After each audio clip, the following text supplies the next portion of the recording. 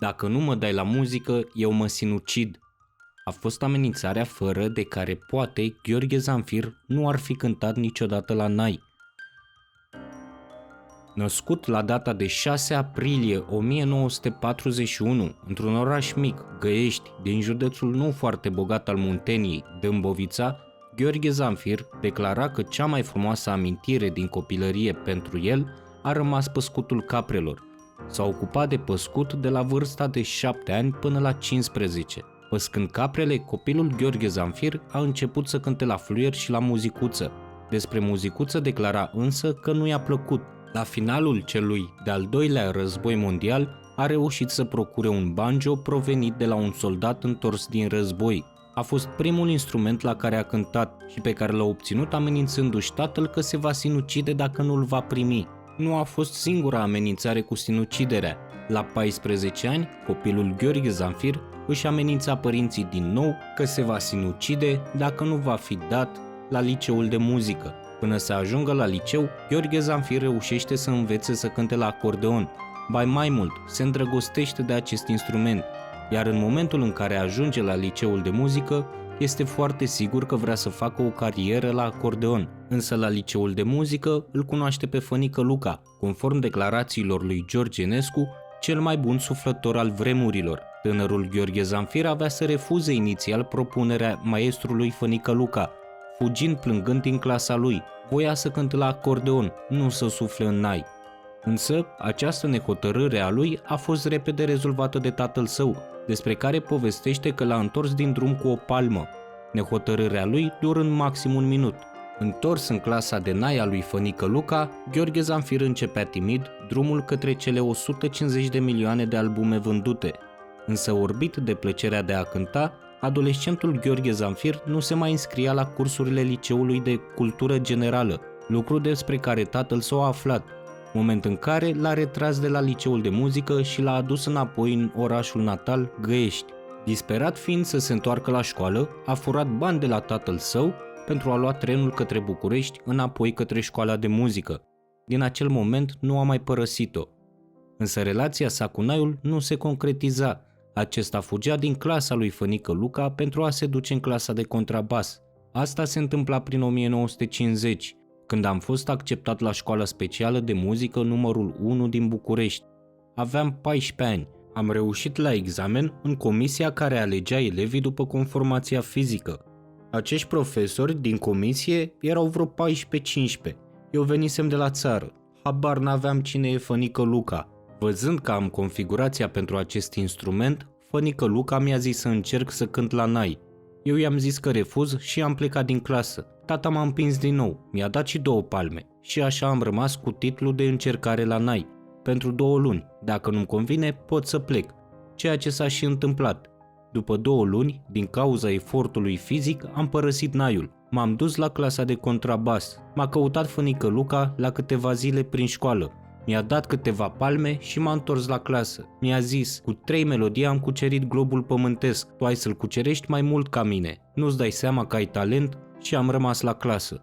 În 1961, după examenul de bacalaureat, Gheorghe Zanfir se înscria la Conservatorul de Muzică Ciprian Porumbescu din București, pe care urma să-l absolve cu dublă specializare, pedagogie și dirijorat pentru cor și orchestră. În timpul studenției, printre concursuri câștigate, acesta înregistrează primele compoziții proprii cu Orchestra Populară a Radiodifuziunii. Este descoperit de etnomuzicologul elvețian Marcel Sellier, care studia muzica populară românească. Acesta îl ajuta să călătorească și să susțină concerte în Europa. La vârsta de 25 de ani, devine dirijor al celebrului ansamblu folcloric Ciocârlia. Are sub baghetă artiști consacrați ai României, precum Irina Login, Maria Ciobanu, Benone Sinulescu sau Ion Dolănescu. Era anul 1966. În același an, înregistra la Elect Record faimoasele piese Doina de Jale și Doina de la Vișina. După 3 ani, în 1969, Gheorghe Zanfir demisiona din ansamblul Ciocârlia, preferând să-și formeze propriul ansamblu muzical. În acest timp, revoluționa naiul tradițional, lărgindu-i domeniul tonal. Naiului tradițional, format din 20 de tuburi, îi adăuga încă 2 tuburi, devenind naiul alto.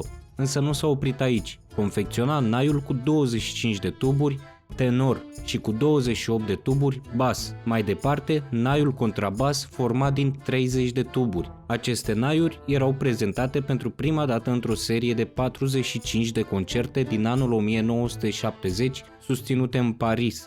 Pentru că aceste reprezentații au fost un succes extraordinar, Gheorghe Zanfir începea să străbată lumea, concertând pe fiecare continent. Era invitat chiar și de președintele Columbiei de la acea vreme, de împăratul Japoniei Hirohito sau de Papa Ioan Paul al II-lea. În 1972 crea stilul nai orgă, introducând repertorii noi și lărgind considerabil paleta expresivă de interpretare a naiului.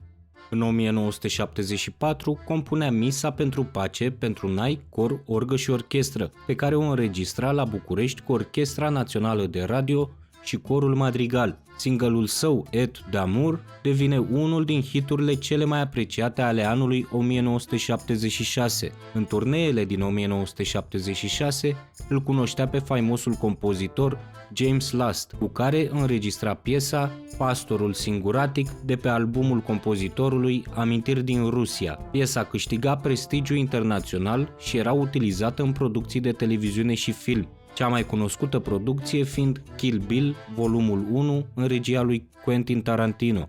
În 1982 compunea prima rapsodie și primul concert pentru nai și orchestră, pe care le înregistra pentru casa de producție Philips. Succesul său în Franța era infailibil. Era desemnat membru al Societății Compozitorilor. Însă anul 1982 avea să-i schimbe total viața pentru următorul veac. Gheorghe Zanfir a organizat și a susținut un concert dedicat lui Dumnezeu, fapt care avea să-l arunce în disgrația Partidului Comunist și a familiei Ceaușescu. Aceștia au trimis un echipaj de investigații în garsoniera lui Zanfir. Printre altele, au găsit un caiet în care marele artist își nota impresiile de zi cu zi, uneori vărsându-și în foile jurnalului amarul vieții creat de sistemul comunist. Într-o zi sunt chemat la biroul de cadre al majorului Mihailă, care îmi spune că trebuie să mă prezint la ansamblu a doua zi, la ora 16. Prezentându-mă la ora fixată, am fost introdus într-o sală de la subsol. Tușind sec, generalul Mleșniță începe domol să-mi vorbească de una, de alta, de faptul că îi pare rău că s-a înșelat asupra mea. Imediat m-a trecut o sudoare rece și un gând m-a străfulgerat prin minte, caietul cu note din garsoniera mea. Au urmat câteva minute de tăcere, după care generalul a spus: o să vă condamnăm la 25 de ani de închisoare, tovarășe Zanfir, și o să vă dăm ca exemplu la toată țara. Să știe toată lumea cum trebuie pedepsit un dușman al poporului. Frânturi din frazele scrise în caiet îmi fulgerau prin creier ca niște năluci. Urlând de durere, cu inima sfâșiată în bucăți, am luat drumul exilului. În luna martie 1982, cu 2 valize și cu naiurile la spinare. Pașaportul mi l-a băgat în buzunar fostul ministru de externe, Ștefan Andrei, care mi-a spus: ia-ți valiza, naiurile și pleacă și să nu te mai întorci niciodată, că va fi rău de tot pentru tine. Ceaușescu te va omorî. Însă peripețiile trăite cu sistemul comunist nu erau recente. Într-un interviu acordat ziarului Adevărul, Gheorghe Zanfir rememorează momente de la instaurarea comuniștilor. Tata a ieșit cu pistolul. Era miezul nopții. A început să urle, plângând în hohote: Vetuțo, Vetuțo, mă împușc, regele a abdicat.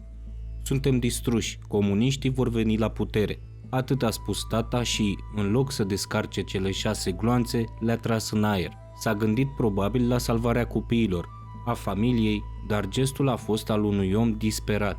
Acesta era doar începutul, pentru că la începutul anilor 50, tatăl său, Tudor Zanfir, avea să fie arestat. Declara că totuși nu asta a fost cel mai greu moment trăit la începutul perioadei comuniste. Cea mai marcantă a fost tot legată de tata, care a lipsit de acasă 2 ani, fiind căutat de comuniști pentru că fusese simpatizant legionar. Când legionarii erau în ascensiune, tatăl meu avea 15 ani, deci nu putea să fie legionar, dar a fost simpatizant. L-o fi văzut cineva la manifestațiile de pe stradă, cu costum verde, cu steaguri, și a fost urmărit. A fugit la București, a trăit prin beciuri, ascuns prin butoaie pe la o verișoară. Sistem de comunicații nu exista. Aveam un radio, Philips, pe care îl țineam ascuns în fân.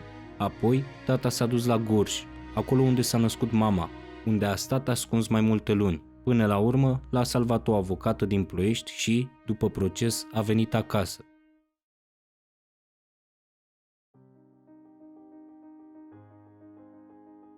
Totuși, în copilărie a profitat de sistemul de propagandă al comuniștilor pentru a debuta la stația de radioficare. În fiecare oraș și orășel se făceau stații de radioficare. În fiecare casă exista un difuzor care era pus pe perete pentru a nu putea fi atins de copii și avea o limbă. O dădeai la dreapta, se deschidea. O dădeai la stânga, se închidea. Trebuia să-l ții deschis tot timpul, pentru că te controla poliția. La ora 6:30 dimineața se anunța: sculare, aici Radio Moscova, să învățăm limba rusă cântând. Începea imnul Uniunii Sovietice. Ascultai ceea ce ți se transmitea dintr-o stație de radio montată de comuniști în fiecare localitate importantă, unde ei aveau nevoie de propagandă. S-a ajuns și la țară. Noi eram dopați cu aceste difuzoare și cu ce se transmitea. Numai slogane, conferințe, versuri, cântece comuniste. Noi depindeam de acea stație de radioficare. La ea m-am dus într-o zi cu acordeonul la 12 ani și am zis: sunt băiatul lui Tudor Zamfir, zis Băcanul. Așa era el cunoscut în acel târgușor de vreo 7.000-8.000 de oameni. Și ce vrei să faci? Să vă cânt la stație, că am auzit că mai vin pe aici unii lăutari. Știi să cânti ceva? Da. Bine mă, hai cântă, ai microfonul acolo, te anunț. Băiatul lui Tudor Zamfir, Băcanul, Gheorghe Zamfir. Asta a fost tot. Am cântat câteva melodii, le-a plăcut mult, tata era fericit, tot târgul vuia.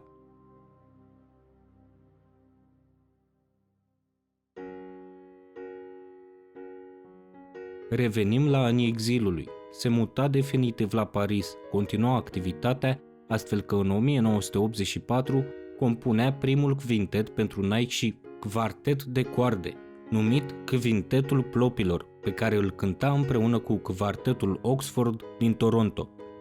Compunea numeroase lucrări camerale pe care le executa cu celebrul quartet Enescu în Franța și Germania.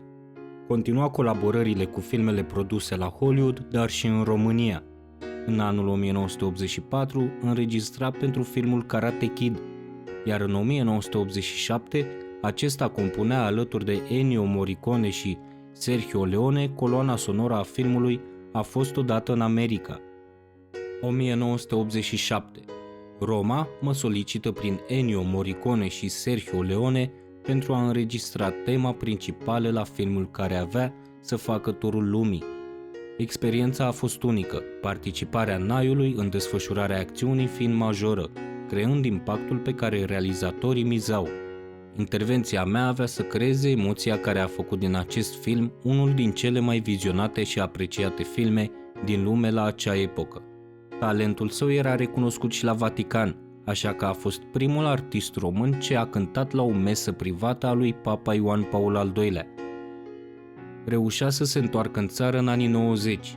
În aceeași perioadă era declarat cel mai popular compozitor și artist al secolului 20 în Turcia.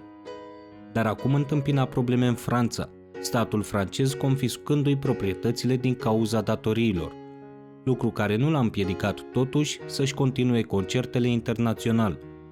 În anul 2000 publica autobiografia Binecuvântare și blestem, iar în 2002 volumul de poezii În inima întristată a barocului. Înființa în anul 2001 prima catedră de nai din Europa, la Universitatea Națională de Muzică București. S-a implicat și în politică, devenind membru PRM, activitate care nu-i face cinste, pentru că în revista partidului au fost scrise declarații antisemite atribuite lui. Demisiona din partid și îi era refuzată intrarea în Israel pentru a susține un concert. În urma unei conferințe de presă, Gheorghe Zamfir demonstra că nu erau declarațiile sale. În 2003 confecționa naiul numit Gigantul, având 42 de tuburi, 1,35 metri înălțime și 1,2 metri lățime. A dovedit pricepere și în pictură, având mai multe expoziții în străinătate și în țară. cea mai importantă fiind realizată în anul 2009 la Muzeul Național al Unirii din Alba Iulia, alături de pictorul Petru Beca, doi pictori, două epoci, două gândiri, două simțiri, doi români. În prezent este căsătorit cu Nicoleta Beca și are un copil din prima căsătorie, pe nume Emanuel Gheorghe Zamfir. A înregistrat peste 190 de albume, a vândut în jur de 130 de milioane și a câștigat 120 de discuri de platină și aur. Vă mulțumesc pentru atenție și nu uitați că România este o poveste fără de sfârșit.